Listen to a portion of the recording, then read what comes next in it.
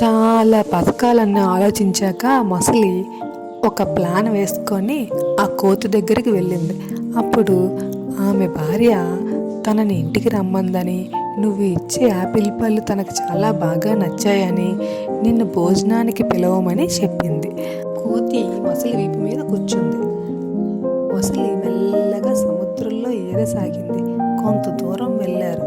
అప్పుడు మొసలి సడన్గా నీళ్ళలో మునిగిపోయింది. అప్పుడు కోతికి భయం వేసింది. అదేమిటి, నీళ్ళలోకి తీసుకెళ్ళిపోతున్నావు అని అడిగింది కోతి. ఇంకా మొసలి తప్పించుకోలేదులే ఈ కోతి అని అనుకొని మొత్తం విషయం అంతా చెప్పిందంట. వెంటనే తడుముకోకుండా కోతి ఇలా అంది, అరే అవునా, అయితే దీనిండిన నా గుండెను చెట్టు మీదే వదిలి వచ్చానే, ఒడ్డుకు పద తీసుకొని వద్దాం అని అన్నది. తెలివి తక్కువ మొసలి తీరానికి తీసుకొని వచ్చింది. ఒడ్డు దగ్గరికి రాగానే కోతి తటాలిన ఒడ్డు మీదకి దూకేసింది. చెట్టు ఎక్కి ఇక దిగి రాలేదు.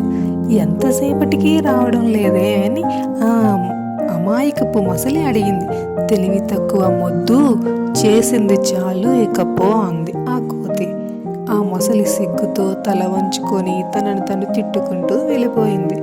పిల్లలు, ఇప్పుడు మీకేం అర్థమయ్యింది? నమ్మిన వారిని మోసం చేయొచ్చా? నమ్మకంగా ఉండాలి కదూ. మీకు నచ్చితే లైక్ చేసి సబ్స్క్రైబ్ చేయండి.